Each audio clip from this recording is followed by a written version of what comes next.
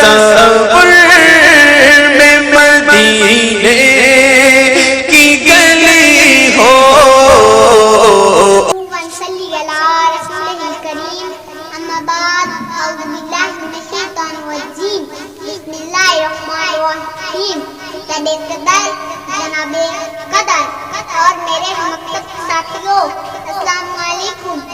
آج مجھے جس موضوع پر بولنے کا شرف حاصل ہو رہا ہے وہ ہے بیٹی. دوستو، یاد رکھنا، بیٹی رب کی رحمت ہوتی ہے اور رحمت کا کوئی حساب نہیں ہوتا. دنیاوی سی بات ہے کہ جب بیٹا پیدا ہوتا ہے تو دنیا والے کہتے ہیں باپ کی وراثت کا وارث پیدا ہو گیا ہے، اور جب بیٹی پیدا ہوتی ہے تو لوگوں کے منہ پر 12 بجنے لگتے ہیں. آگے چل کر کیا ہوتا ہے؟ بیٹا وراثت باندھ لیتا ہے، بیٹا مال باندھ لیتا ہے، لیکن جب دکھ درد کی بات آتی ہے تو بیٹی آ جاتی ہے. جب خدمت کی بات آتی ہے تو بیٹی آ جاتی ہے.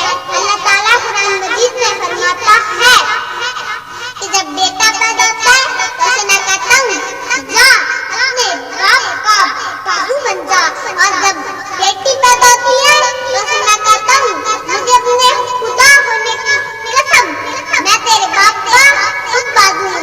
حضرت موسیٰ علیہ السلام اللہ تعالیٰ سے کلام ہوتے تھے، راز و نیاز کی باتیں ہوتی تھی. ایک مرتبہ حضرت موسیٰ علیہ السلام نے اللہ تعالیٰ سے پوچھا اے پروردگار، جب تو اپنے بندے پر خوش ہوتا ہے تو اسے کیا انعام فرماتا ہے؟ دو جہان کرم نے فرمایا اے موسیٰ، جب میں اپنے بندے پر خوش ہوتا ہوں تو اسے کیسی بیٹی عطا کرتا ہوں.